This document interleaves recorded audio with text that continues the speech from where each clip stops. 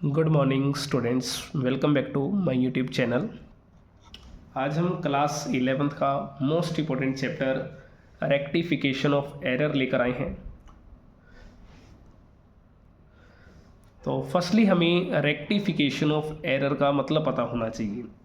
देखो, रेक्टिफिकेशन का मतलब होता है किसी भी चीज़ को सही करना, ठीक करना। और एरर मतलब है कोई भी आपके गलती हो, उस गलती को आपने सही करना ही रेक्टिफिकेशन ऑफ एरर है। अब देखो, अकाउंट्स के अंदर गलती कई तरह की हो सकती है। फॉर एग्जांपल, आप एंट्री करना ही भूल जाओ तो वो एक तरीके की गलती है।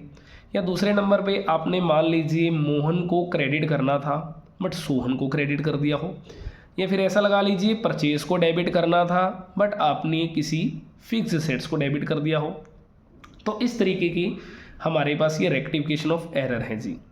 तो रेक्टिफिकेशन ऑफ एरर के अंदर नॉर्मली क्या होगा, आपने जितनी भी एरर होंगे उन एरर को आपने रेक्टिफाई करके दिखाना है।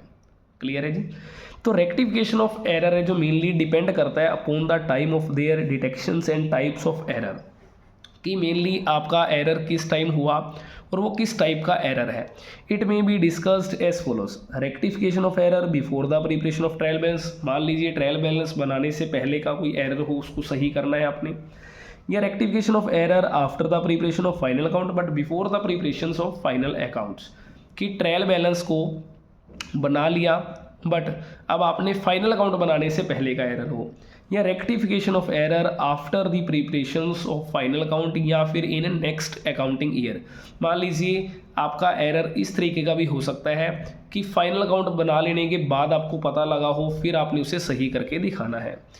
तो ये इसका हम वन बाय वन डिस्कस करने वाले हैं जी। तो फर्स्टली है मेरे पास rectification of error before the preparations of trial balance, कि ट्रायल बैलेंस बनाने से पहले आपके पास एरर टू टाइप से है।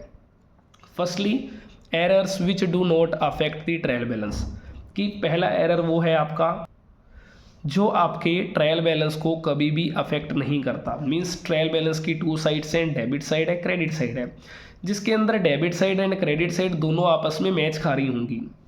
मान लीजिए डेबिट साइड का टोटल अगर 10,000 है तो क्रेडिट का भी 10 है, तो वो होता है error which do not affect the trial balance, जिसे नॉर्मली हम टू साइडेड एरर कहेंगे। और एक एरर ऐसा है which affect the trial balance, मतलब जो आपके ट्रायल बैलेंस को इफेक्ट करने वाला है, मींस वन साइडेड एरर। मान लीजिए डेबिट साइड 10,000 है बट क्रेडिट साइड आपकी 9,000 है, तो जहां मैच नहीं खा रहा आपका ट्रायल बैलेंस का टोटल, तो वो एरर आपके ट्रायल बैलेंस को अफेक्ट करेगा। क्लियर है। तो अब हम शुरू करते हैं first error which do not affect the trial balance, मतलब नॉर्मली टू साइडेड एरर्स। ठीक है, इसके अंदर हमारे पास फर्स्ट पार्ट है when an account has wrongly been debited in place of another account, कि जब आपने गलती से एक अकाउंट को डेबिट कर दिया किसी और अकाउंट की बजाय। फॉर एग्जांपल, जैसे machinery purchase for ₹5,000 has been debited to purchase account. आपने एक मशीनरी परचेज करी बट आपने परचेज अकाउंट को डेबिट कर रखा है। देखो, अगर आप मशीनरी परचेज करते हो तो करेक्ट एंट्री क्या बनेगी आपकी, machinery account debit to cash account. But आपने गलती से क्या करा जी, purchase account debit to cash कर दिया। अगर देखा जाए दोनों ही एंट्रीज के अंदर कैश की कोई भी गलती नहीं है, क्योंकि कैश अगर मान लीजिए आप मशीनरी परचेज कर रही थी तो भी कैश आपका जा रहा है क्रेडिट। अगर आपने रोंग एंट्री कर दी परचेज टू कैश, तो कैश यहाँ पे भी जा रहा है, मतलब कैश का तो कोई भी डिफ़ॉल्ट नहीं है, तो कैश अपनी जगह सही है। तो कैश हमारा कैंसिल हो जाएगा रोंग एंट्री में भी और राइट एंट्री में या करेक्ट एंट्री में भी। या नॉर्मली आपको कहा जाए कि अगर हमारे पास जैसे कैश इसमें भी क्रेडिट है और इसमें भी क्रेडिट है, means right entry and wrong entry दोनों में ही क्रेडिट है और सेम अमाउंट से क्रेडिट है, तो फिर ये हमारा कैंसिल हो जाएगा। मतलब same side and same amount है तो आप कैंसिल कर सकते हैं जी पूरे का पूरा अमाउंट। अब इसका मतलब मशीनरी हमारी करेक्ट एंट्री है बट रोंग एंट्री मेरी परचेज है, मुझे अब रेक्टिफाई करके दिखाना है। अगर देखा जाए मशीनरी करेक्ट है तो आपने मशीनरी को तो डेबिट ही रखना है क्योंकि मशीनरी तो हमारी करेक्ट है। बट रोंग क्या है, मेरा परचेज अकाउंट जिसे मैंने डेबिट कर रखा है, अब उसे मैं क्या कर दूंगा, क्रेडिट कर दूंगा। तो एंट्री बन जाएगी आपकी machinery account debit to purchase account. तो ये हमारा होगा जी फर्स्ट टाइप का एरर, जिसके अंदर सिंपली क्या है, आपने गलती से किसी दूसरे अकाउंट को डेबिट कर दिया हो।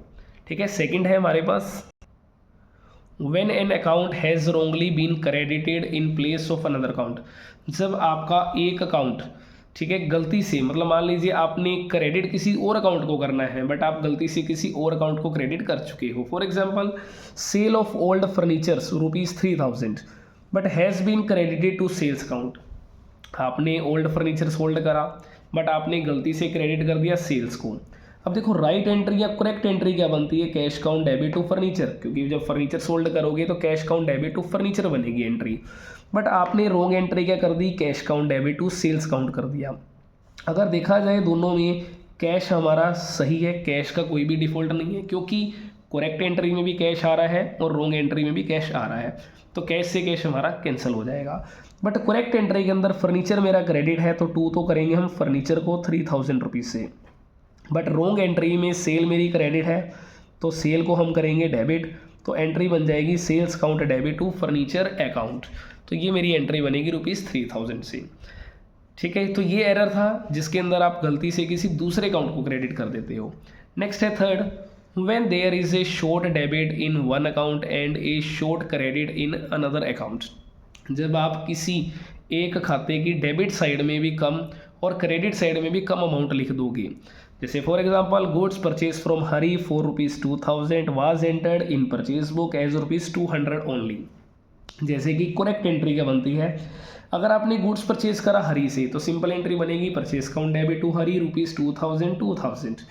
बट आपने परचेज बुक का मतलब होता है पूरी की पूरी एंट्री में ही आपने ₹200 से एंट्री पास कर दी, मतलब मैंने एंट्री कर दी परचेज काउंट डेबिट टू हरी ₹200। अगर इसमें देखा जाए तो एंट्री हमारी दोनों तरीके से ही सही है, बट आपने सिर्फ क्या कर रखा है, अमाउंट को ही गलत एंटर करा है। मान लीजिए कि यहाँ आपने 200 की एंट्री कर दी जबकि होनी थी 2000 की, तो कितने की कमी आ रही है आपकी, ₹1800 की कमी आ रही है। तो हम एंट्री करेंगे परचेज काउंट डेबिट टू हरी, तो मेरे पास 1800 की एंट्री हो जाएगी। अगर सिंपली आपको कहा जाए, जब भी एरर हो शॉर्ट अमाउंट का, ठीक है, कम अमाउंट का एरर है तो एंट्री आपकी हमेशा सेम रहने वाली है, बट अमाउंट का डिफरेंस आपने रिकॉर्ड करना होगा रेक्टिफाई एंट्री के अंदर। क्लियर है जी।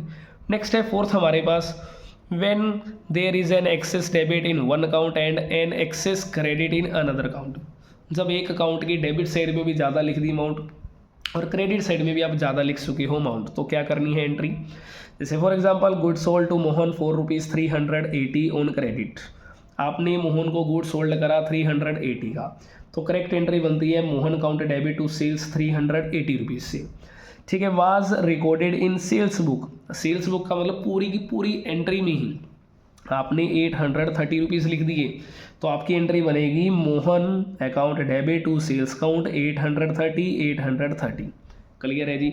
तो ये हमारे पास बनती है एक तरीके की रोंग एंट्री।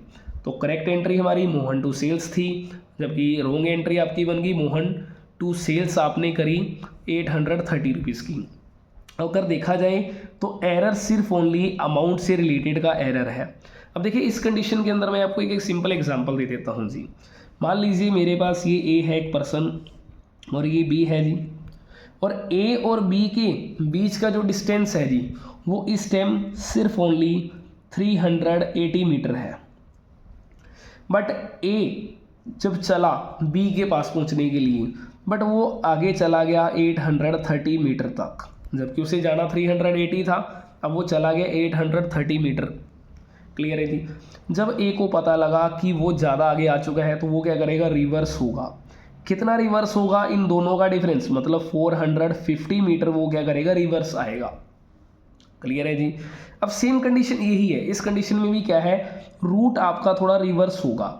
ठीक है जी, क्योंकि ए को रिवर्स लेना पड़ेगा बी के पास आने के लिए। तो सेम पॉइंट यही है कि जब भी एरर मेरी ज़्यादा अमाउंट वाला होगा तो फर्स्टली आपने क्या करना है, एंट्री को तो करना है रिवर्स, सेल्स टू मोहन, क्योंकि आपने ज़्यादा आ चुके थे आगे, तो मतलब आपने एंट्री के अमाउंट भी ज़्यादा पुट कर दी थी। तो सही करने के लिए ए क्या करेगा, यहाँ से रिवर्स होगा बी के पास पहुँचने के लिए, लेकिन कितना चलना पड़ेगा, 450 मीटर। तो 450 रुपीज़ की हमारी ये एंट्री पास की जाएगी। क्लियर है। तो इस तरीके से ही हमारा अभी इसका बेसिक है रेक्टिफिकेशन ऑफ एरर का, और इसी तरीके से आपके पास न्यूमेरिकल क्वेश्चन भी हम लेकर आएंगे।